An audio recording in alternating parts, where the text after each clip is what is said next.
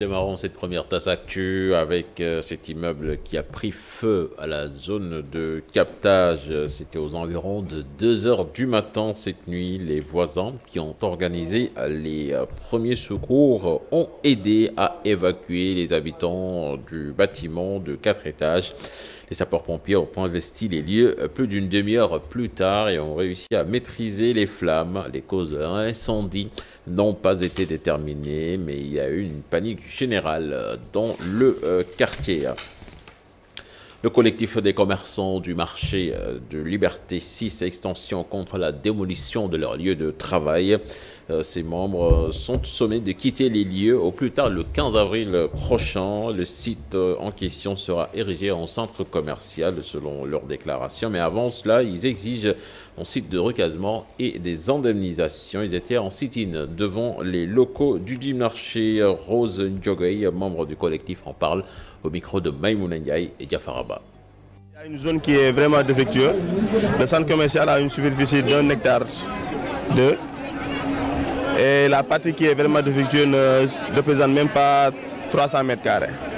Il nous propose quelque chose de beaucoup plus concret. Par exemple, qu'il trouve un site de recasement qui est vraiment valable. Ou bien une indemnisation qui en vaut la peine. Et qu'ils mettent en valeur nos droits et tout ce qui va avec. Le sous-préfet de la zone a eu à signer ce décret le 19 septembre 2020 et il ne nous a pas informés. Maintenant, il y a moins de 10 jours que les agents de la mairie sont venus, ils ont fait part de ça. Maintenant, la date butoir, la date butoir qu'ils nous ont donnée, ce sera le 15 avril 2021. Donc, on n'a pas assez de temps pour nous préparer. Maintenant, pour pouvoir valider ça, eux, ils appellent un à un les exploitants du marché pour venir à la mairie, pour qu'ils signent des papiers. Et après avoir signé, on vous donne 120 000 francs pour pouvoir quitter les lieux. 120 000 francs dans la zone de Liberté Extension, même pour un appartement, tu ne peux pas l'avoir. On ne va pas l'accepter. Parce qu'on est des Sénégalais qui travaillent dans ce pays. On a nos droits, on fait ouvrir le Sénégal, on paie nos taxes, on fait tout ce qu'un bon citoyen fait. Ande Guessem qui réclame la signature du décret pour la concrétisation des accords de 2018 signés avec l'État du Sénégal, réunis autour de l'Alliance des syndicats autonomes de la santé. Ces acteurs de la santé veulent un reclassement des techniciens supérieurs de la santé. Sidi Ndiaye, vice-coordonnateur, en parle au micro d'Abib Faye. S'agissant du décret portant régularisation de la situation administrative des techniciens supérieurs de santé, avec la récente et tardive tenue du comité technique du secrétariat général du gouvernement, le SUDSAS, le SUDETM, le Stade Santé démocratique et la Synthèse Santé saluent la délibération permettant la signature du décret et invitent le ministre de la Santé et de l'Action sociale à plus de pragmatisme dans la prise de l'arrêté organisant la formation en ligne des candidats avec le fast-track annoncé. Ande Guessem ne saurait accepter une remise en cause de la signature du décret portant régularisation de la situation administrative des techniciens supérieurs de santé du simple fait des vociférations d'un groupuscule aux abois et soutient M. le ministre de la Santé et de l'Action sociale dans cette solution définitive de la problématique des précieux cadres peu nombreux mais handicapés par une administration centrale qui excelle dans le dilatoire et la division des travailleurs, qui ne demandent que l'application de leurs accords, c'est-à-dire des droits et rien que des droits. Depuis cette triste nouvelle avec le décès du secrétaire général du ministère de l'Intérieur, Ibrahim Assaro, décédé des suites d'une courte maladie, une information qui est tombée hier tard la nuit. Certainement, nous y reviendrons dans nos prochaines éditions.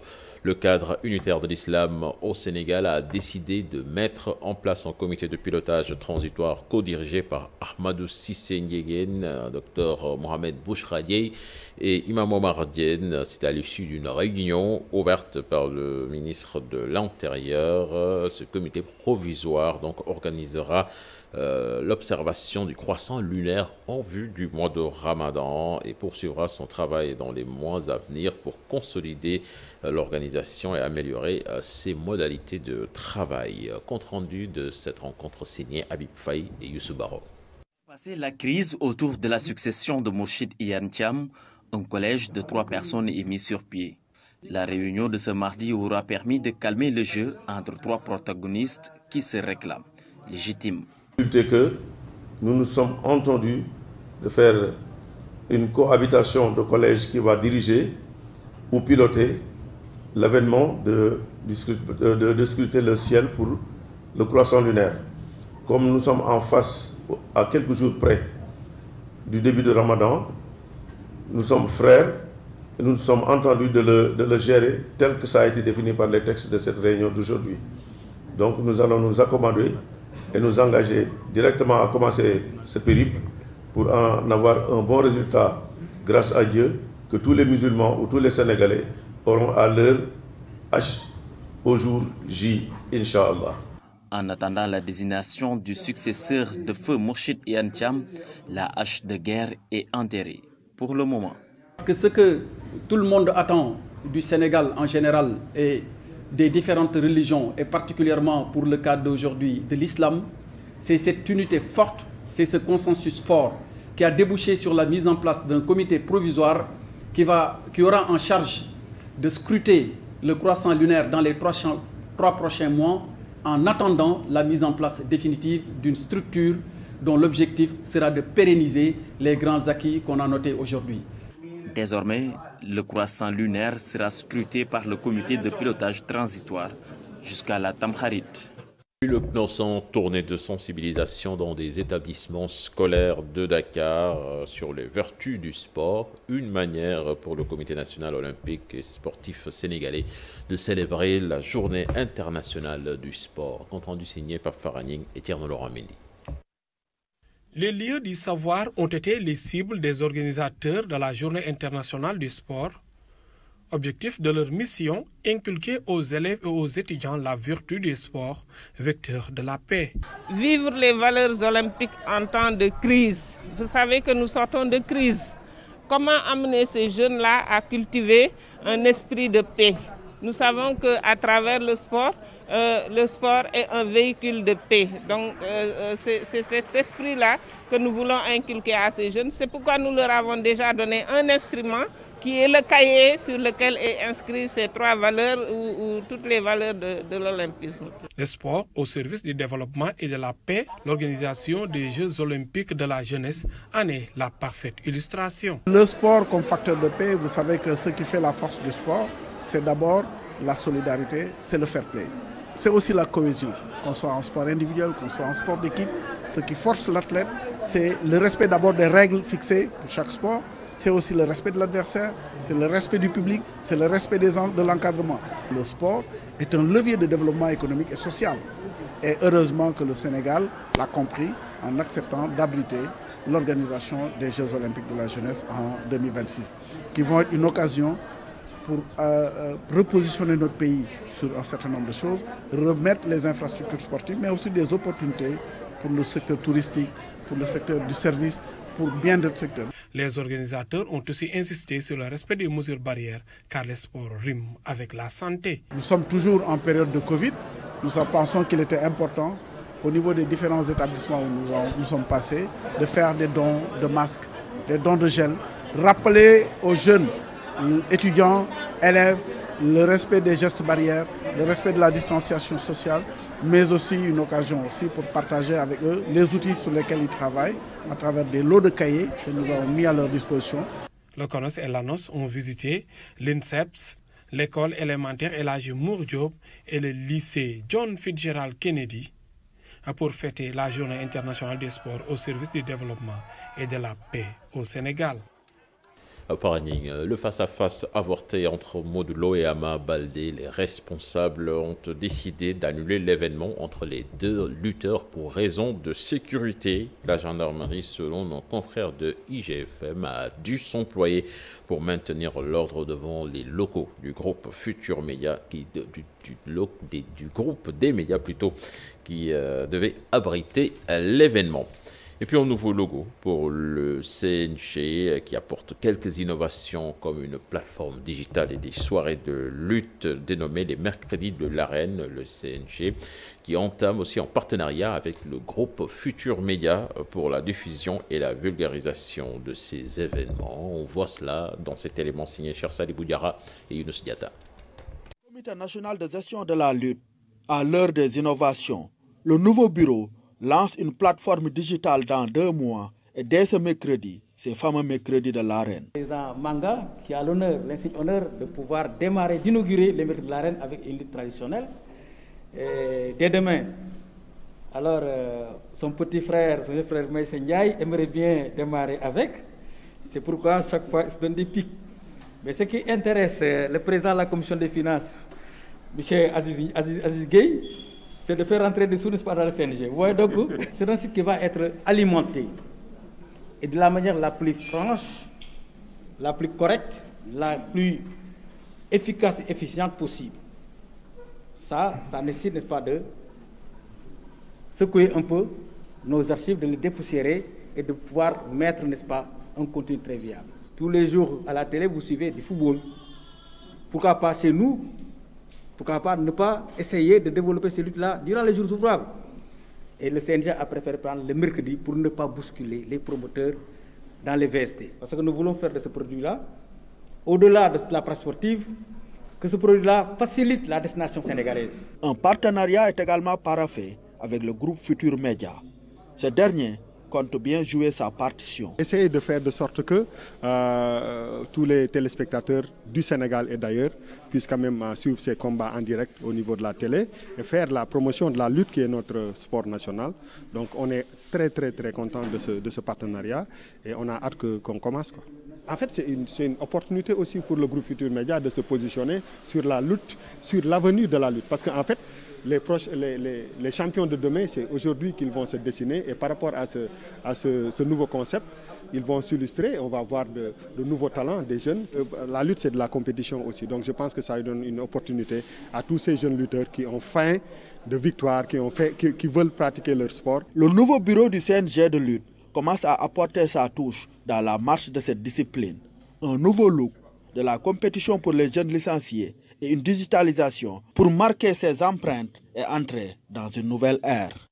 L'actualité internationale à présent avec vous, Mamadou Fall, et on démarre par le Soudan. Le Soudan, tout à fait. Les dernières violences entre tribus dans cette région troublée au fait depuis samedi, 50 morts et 120 blessés. Et ce qui amène les autorités à décréter l'état d'urgence. Plus de détails avec Babacar Diouf. Les dernières scènes de violence enregistrées samedi dernier à El Djenia ont fait pas moins de 50 morts et plus de 120 blessés, selon l'association des médecins soudanais, ce qui a poussé les autorités à instaurer l'état d'urgence. Ce mardi, des coups de feu seraient toujours entendus dans plusieurs quartiers d'El Djenia. Certains habitants ont quitté leur maison pour échapper à la violence. Cette montée de la tension intervient à une période où les autorités doivent faire face à une circulation plus accrue des armes dans ce pays, notamment au Darfour, où les affrontements tribaux sont fréquents. D'ailleurs, en janvier dernier, ils avaient fait plus de 200 morts dans la seule capitale.